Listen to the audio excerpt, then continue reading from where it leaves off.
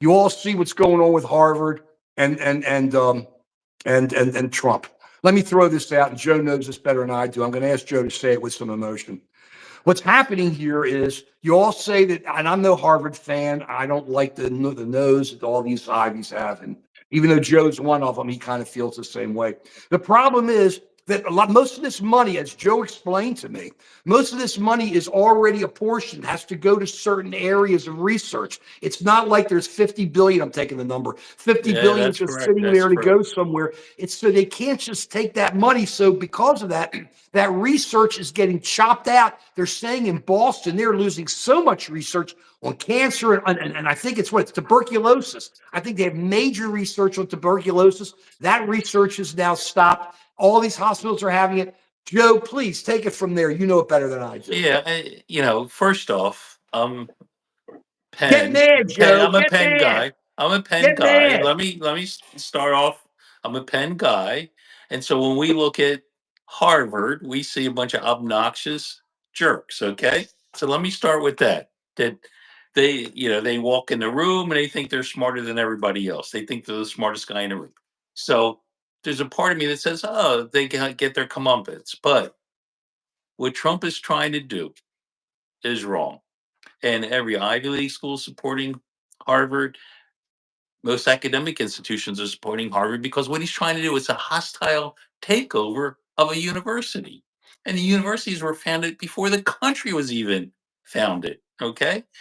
And they're bastions of freedom, bastions of intellectual pursuit, opportunities for us to learn, to find cures for, in my case, I worked on addiction. Other people are working on cancer and other disorders to really bring something good to society. It represents, in many respects, the best of us.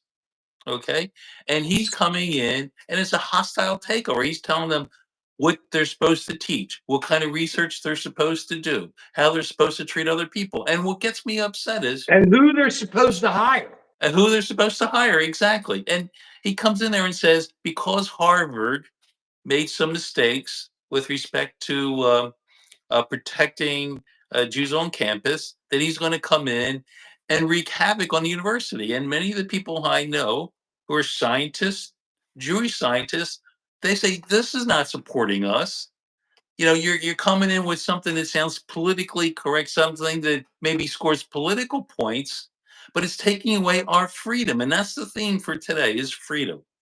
And academic freedom is a very important part of our freedom, just like being able to walk to the Wawa, to the store, and be able to pick up a carton of milk and come home and feel safe that you're not going to get picked up along the way.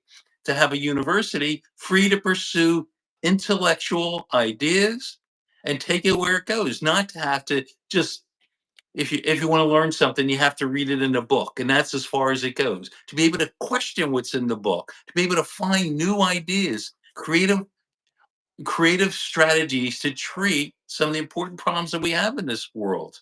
And he's destroying that. And he's using Harvard as an example to other academic institutions. If you don't go by the party line, if you don't obey what he tells you what to do, he's going to come after you as well.